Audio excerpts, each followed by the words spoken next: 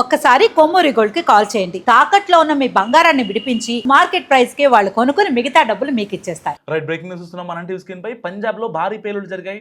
దీంతో రాష్ట్ర వ్యాప్తంగా హై అలర్ట్ ప్రకటించింది అక్కడ సర్కార్. అమృత్సర్లో బాంబ్ బ్లాస్ట్ జరిగిన 2 గంటల్లోనే జలంధర్లో మళ్లీ బాంబ్ బ్లాస్ట్ జరిగింది. డీఐజీ సందీప్ గోయల్ ఫ్యామిలీ టార్గెట్గా జలంధర్లోని బీఎస్ఎఫ్ ఆఫీస్ పార్కింగ్లో స్కూటీ బాంబ్ పేలిన తర్వాత అమృత్సర్ కంటోన్మెంట్ ఏరియాలో మరో బాంబ్ బ్లాస్ట్ అయింది. ఈ 2 ఘటనలపై విచారణను వేగవంతం చేశారు పోలీసులు. సో పేలుడికి ఐఈడీ వినియోగించినట్టు కూడా అధికారులు గుర్తించారు. ప్రమాదంలో 2 జవాన్లు మృతి చెందగా 3 సీరియస్గా ఉంది. అయితే మాస్కులు ధరించిన 2 వ్యక్తులు బాంబులు వేసినట్లు కూడా చెప్తున్నారు ప్రత్యక్ష సాక్షులు.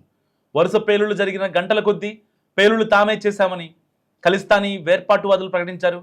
సో పంజాబ్ ఒక్కసారిగా ఉలిక్కిపడింది.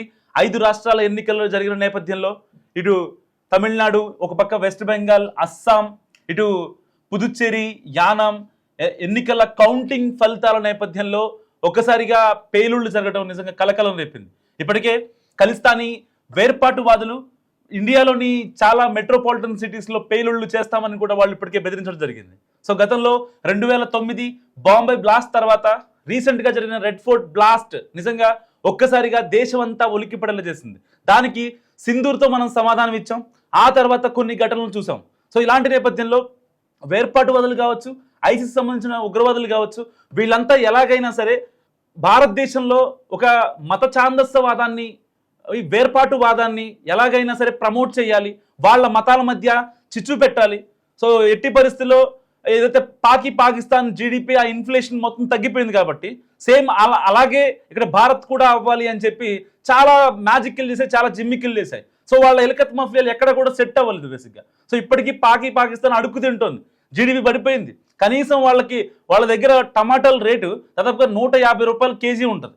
దాదాపుగా వాళ్ళు తినే తిండి కూడా దొరకని ఒక అగమ్య గోచర పరిస్థితి. సో ఇలాంటి నేపథ్యంలో భారత్లో మతాల మధ్య వాళ్ళు పెట్టే చిచ్చు కారణంగా సో వాళ్ళు అనుకున్నది సాధించవచ్చని ఒక బ్లడీ సాటిస్ఫాక్షన్ కోసం వాళ్ళంతా వెయిట్ చేస్తున్నారు. సో ఏది ఏమైనప్పటికీ ఖలిస్తానీ వేర్పాటువాదులు పంజాబ్లో జరిగిన 2 గంటల సమయంలో ఏదైతే అర్ధరాత్రి జరిగిన ఈ 2 పేలుళ్ళు కూడా ఏదైతే అమృత్సర్లో ఆల్రెడీ స్కూటీలో పెట్టిన బాంబు పేలింది.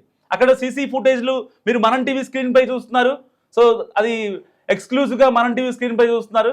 ఆ స్కూటీ పేలిన 2 గంటల్లోనే ఇటు జలంధర్లో మరొక బాంబు పేలింది.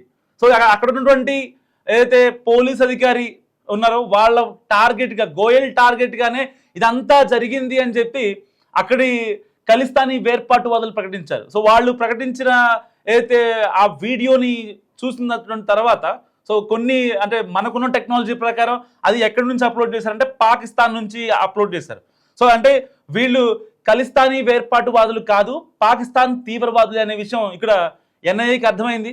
సో నేషనల్ ఇన్వెస్టిగేషన్ ఏజెన్సీ ఒక ప్రాపర్ ఎంక్వైరీతో, ట్రాన్స్పరెంట్ ఎంక్వైరీతో ఇటు పోలీసుల యొక్క సహకారంతో కావచ్చు, అండ్ స్పాట్లో ఉన్న జలంధర్లు కావచ్చు అండ్ అమృత్సర్ కావచ్చు, ఈ 2 ఏరియాల్లో ఉన్నటువంటి ఏదైతే ప్రత్యక్ష సాక్షులు ఉన్నారో, మీరు ఆల్రెడీ మనం టీవీ స్క్రీన్ పై విజువల్ చూస్తున్నారు, ఆ సీసీ క్యామ్ ఫుటేజ్. సో ఏదైతే ఒక్కసారిగా ఆ ఆటో అయితే ఆ స్కూటర్ చేతక్ వాహనం పేలిపోయిందో అక్కడ నుంచి 2-3 అటు ఇటు వెళ్తూ ఉంటారు. సో ఆ డిస్పస్ అవుతున్న క్రమంలో వాళ్ళని పట్టుకొని సీసీటీవీ ఫుటేజ్లో కనిపిస్తున్న వాళ్ళని పట్టుకొని పోలీసులు ఆరా తీశారు. సో 2 మాస్క్ వేసుకున్న వాళ్ళు 2, సో ఆ 2 వచ్చి అక్కడ పెట్టి వెళ్ళిపోయారు. జరిగిన 5 నిమిషాలకే అక్కడ బాంబు పేలడం అండ్ దాని తర్వాత జలంధర్లో బాంబు పేలడం, ఇవన్నీ అంటే ప్యారల్గా జరుగుతుందో. ఇప్పుడు ఖలిస్తానీ వేర్పాటువాదులు మేమే చేశామని చెప్పుకుంటున్నారు, కానీ వాస్తవానికి ఈ ఖలిస్తానీ వెనుక ఐసిస్ తీవ్రవాదులు ఉన్నారనేది ఎప్పటి నుంచో ఒక ఇటు ఎన్ఐఏ కావచ్చు, ఇటు భద్రతా నిఘా సంస్థలు కావచ్చు, సో వీళ్ళందరూ చాలా హెచ్చరిస్తున్న నేపథ్యం.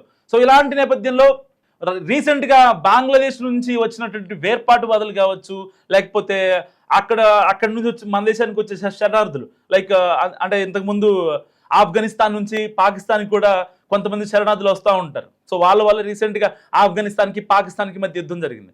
సో సరిగ్గా 4 నెలల క్రితం అయితే బంగ్లాదేశ్ ఎలక్షన్స్ జరగడానికన్నా ముందు కూడా బంగ్లాదేశ్ నుంచి మన ఇండియాకి చాలామంది శరణార్థులు వచ్చారు. ఆ శరణార్థుల్లో చాలామంది ముస్లిమ్స్ ఉన్నారని చెప్పి వాళ్ళందరూ శరణార్థులు కాదు, వాళ్ళందరూ టెర్రరిస్టులు. సో వాళ్ళంతా డిస్పస్ అయిపోయి, దేశవ్యాప్తంగా డిస్పస్ అయిపోయి వాళ్ళు ఎలాగైనా సరే ఈ మతాల మధ్య హిందువులు ఎక్కడైతే జై శ్రీరామ్ అంటారో, రీసెంట్గా మనం చూసాం అయోధ్యలో ఒక ఖలిస్తానీ ఉగ్రవాది వెళ్ళి ఒక కల్మా చూడడానికి ప్రయత్నించాడు, వెంటనే పోలీసులు అరెస్ట్ చేశారు. సో ఇలాంటివి అంటే ఒక విస్ఫోటనానికి దారితీసే కార్యక్రమాలు రీసెంట్గా, అంటే కొన్ని ఆపరేషన్ సింధూర్లో ఎప్పుడైతే మనం చాలా గట్టిగా వాళ్ళకి కౌంటర్ ఇచ్చామో, ఆ కౌంటర్ తర్వాత చాలామంది అంటే ఎలాగైనా సరే ఇండియాని దెబ్బ కొట్టాలి, సో వీళ్ళని టెక్నికల్గా లాజికల్గా మనం దెబ్బ కొట్టలేము, సో మొద్దుతనంగానే దెబ్బ కొట్టాలి. అంటే ఇప్పుడు డైరెక్ట్గా వాళ్ళు పాకిస్తాన్ నుంచి ఇండియా రావాలంటే వచ్చే సీన్ లేదు, ఎందుకంటే వాళ్ళకి ప్రాపర్గా వీసాలు ఉండవు. ఆల్మోస్ట్ ఏదైతే వాళ్ళు గల్ఫ్ కంట్రీస్కి వెళ్ళిన వాళ్ళని మనం రిజెక్ట్ చేస్తూ ఉంటాం. వాళ్ళ యొక్క ప్రొఫైల్ హైగా ఉంటేనే, లైక్ ఎట్లా అంటే బిజినెస్ మ్యాగ్నెట్స్ కావచ్చు, సమ్ పొలిటీషియన్స్ కావచ్చు, ఇన్ఫ్లుయెన్సెస్ కావచ్చు, లేకపోతే జర్నలిస్టులు కావచ్చు, వీళ్ళు మాత్రమే ఇండియన్ గవర్నమెంట్ యాక్సెప్ట్ చేస్తూ ఉంటుంది. ఎవరిని పడితే వాళ్ళని ఇండియన్ గవర్నమెంట్ పాకిస్తాన్ నుంచి వచ్చే వాళ్ళని యాక్సెప్ట్ చేయదు. ఆల్మోస్ట్ 90 వాళ్ళు 100 మంది ప్రయాణించారంటే దాదాపుగా 900 మంది రిజెక్ట్ అయినట్టు లెక్క. సో ఇలాంటి నేపథ్యంలో వీళ్ళు ఏం చేయాలి, సముద్ర మార్గం ద్వారా బంగ్లాదేశ్కి వచ్చి బంగ్లాదేశ్ నుంచి ఇండియాలోకి డిస్పస్ అయ్యి మొత్తం అన్ని రాష్ట్రాలకి స్ప్లిట్ అయిపోతూ ఉంటారు. సో ఎలాగైనా సరే ఇక్కడ మతపరమైనటువంటి విద్వేషాలను రెచ్చగొట్టడమే వాళ్ళ ఎజెండా. సో ఇప్పుడు అక్కడ చేసింది అంటే ఒక భయం, అంటే రీసెంట్గా ఎలక్షన్ జరిగాయి. సో బీజేపీ గవర్నమెంట్లో ఏదైతే భద్రత లేదు, లేదంటే ఇండియాలో శాంతి భద్రతలు కరువయ్యాయని చెప్పి ప్రతి సామాన్యుడు అనుకోవడం కోసం వాళ్ళు చాలా కష్టపడుతూ ఉంటారు బేసిక్గా. సో వాళ్ళ కుట్రలు చాలా అంటే చాలా భగ్నమయ్యాయి. రీసెంట్గా హైదరాబాద్లో ఉగ్ర లింకులు దొరికాయి, రీసెంట్గా కాశ్మీర్లో ఉగ్ర లింకులు, దాదాపుగా ఒక 15 మంది ఈ మంత్లోనే, అయితే ఏప్రిల్ నెలలో దాదాపుగా 15 మంది ఉగ్రవాదుల్ని మన బిఎస్ఎఫ్ దళగాలు మట్టుబెట్టాయి చాలా చాకచక్యంగా.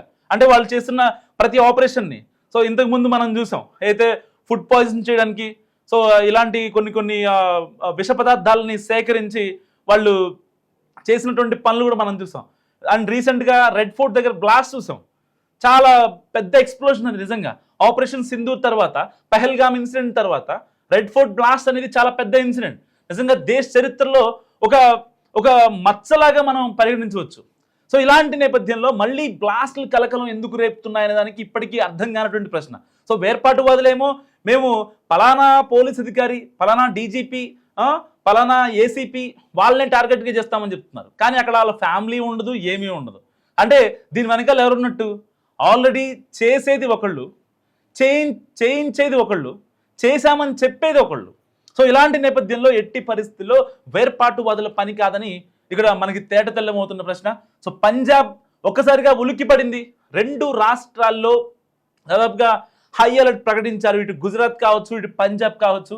ఇప్పటికే అక్కడ ఎలక్షన్స్ వస్తాయనే ఒక నేపథ్యంలో సో ఇలాంటి అల్లర్లు జరిగాయంటూ కూడా నెటిజన్లు కామెంట్లు చేస్తున్న పరిస్థితి.